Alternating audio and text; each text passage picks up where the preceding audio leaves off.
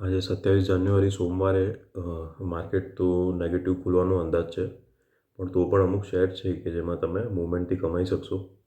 હવે શેરની વાત કરીએ તો છેલ્લા 2 દિવસમાં જે કંપનીઓના રિઝલ્ટ સારા આવ્યા, એમાં એક છે બાલકૃષ્ણ ઇન્ડસ્ટ્રીઝ, જેમનું પ્રોફિટ વધી ગયું 47.2%. માર્જિન છે ને 0.30% ઘટ્યું છે, એટલે આમાં મોમેન્ટમ બહુ ટાઈમ સુધી નહીં રહે.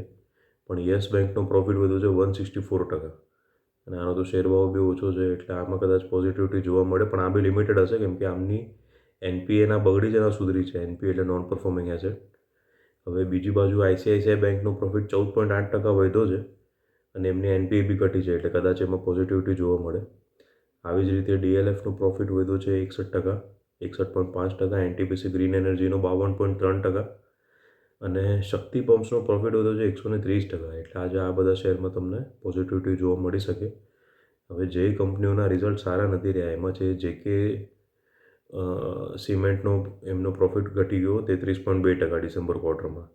આવી જ રીતે આઈડીએફસી ફર્સ્ટ બેંકનો પ્રોફિટ ઘટી ગયો 52.6%, અને ઇન્ડિગો એટલે કે ઇન્ટરગ્લોબ એવિએશનનો પ્રોફિટ ઘટી ગયો 18.3%. જેએસડબલ્યુ સ્ટીલનો તો 70% ઘટી ગયો છે, અને ટ્રાઇડન્ટનો 26%, ગોદરેજ કન્ઝ્યુમર પ્રોડક્ટ્સનો 14.2%. એટલે આ બધા શેરમાં હવે પડવા જેવું નથી. હવે બેંક ઓફ ઇન્ડિયાનો પ્રોફિટ વધેલો 34.6%, ગ્રોસ એનપીએ, નેટ એનપીએ બધું ઘટ્યું હતું. પણ પછી છે ને હમણાં એમને એક અપડેટ આવ્યો છે કે રિઝર્વ બેંક ઓફ ઇન્ડિયાએ 1 કરોડની પેનલ્ટી લગાડી છે બેંક ઉપર, અમુક કામકાજમાં જે પ્રોબ્લેમ હશે એના લીધે. એટલે આજે આ શેરમાં ભલે રિઝલ્ટ સારા આવ્યા, પણ પહેલાં જોજો, કારણ કે લાગતું નથી કે આ પેનલ્ટી લગાડી એટલે શેર ભાવ વધે. બીજું, આવી જ રીતે જમ્મુ એન્ડ કાશ્મીર બેંક ઉપર તો 3.31 કરોડનો ફાઇન લગાડ્યો છે આરબીઆઈએ, અને કેનેરા બેંક ઉપર 1.63 કરોડનો ફાઇન લગાડ્યો છે.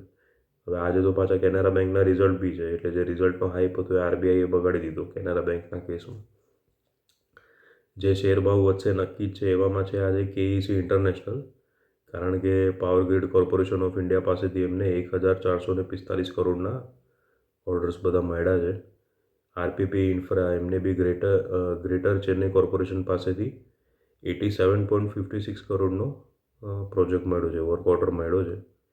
મઝગાંવ ડોક શિપ બિલ્ડર્સ, આમાં પહેલાં જોજો પ્રી માર્કેટમાં કેવી મૂવમેન્ટ રહે છે, કારણ કે અમુક જગ્યાએ ન્યૂઝ આવ્યો છે કે થાઇસેન ક્રૂપ મરીન સિસ્ટમ સાથે એમણે 6 સબમરીનના પ્રોજેક્ટ માટે કંઈક જોઈન્ટ બિડ કરી છે.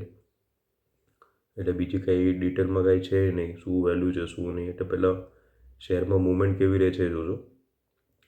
પછી આવી જ રીતે એક છે રિફેક્સ ઇન્ડસ્ટ્રીઝ.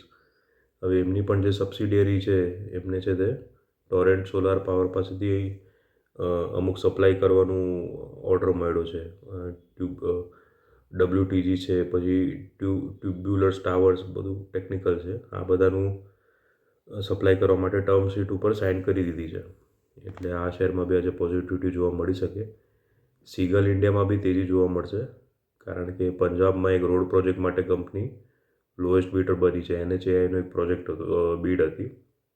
હવે આ પ્રોજેક્ટની વેલ્યુ છે 864.97 કરોડ, એટલે આ શેર બી આજે ભાગશે નક્કી છે. આજે મહત્ત્વના રિઝલ્ટ જોઈએ તો RailTel Corporation, Sundaram Fasteners, Mahindra Logistic, Indian Oil, Indraprastha Gas, ACC, Coal India, Tata Steel, Canara Bank, Union Bank, Aditya Birla Sun Life, AMC, Apollo Pipes, Adani Wilmar, Bajaj Housing Finance, Emami, Federal Bank, Kaynes Technology, New India Assurance, Piramal Enterprises અને પેટ્રોનેટ એલએનજી. એટલે હવે શું છે, રિઝલ્ટનો flow બહુ વધશે, એટલે આ બધામાં સ્ટોક સ્પેસિફિક મૂવમેન્ટ જોવા મળશે. એટલે જે ઇન્ટ્રાડે ટ્રેડર્સ હોય એ આજના રિઝલ્ટ ઉપર ધ્યાન આપી શકે. અને લિસ્ટિંગમાં જે એસએમઈમાં છે કેપિટલ નંબર્સ ઇન્ફોટેકનું લિસ્ટિંગ છે આજે. હવે આજે છે ને એશિયામાં ખાલી ચીન પ્લસમાં છે 0.53%, અને હોંગકોંગ 0.99% પ્લસમાં છે. અમુક માર્કેટ બંધ છે, અને બીજા જે ખુલ્લા છે એમાં સિંગાપુર 0.24% માઇનસમાં છે અત્યારે 8 વાગ્યા સુધીમાં, અને જપાન બી 0.52% માઇનસમાં છે, અને આપણું ગિફ્ટ નિફ્ટી તો 0.84% માઇનસમાં છે. એટલે સેન્સેક્સ નિફ્ટીની શરૂઆત આજે સારી રહેશે નહીં એવું આ સંકેત આપે છે.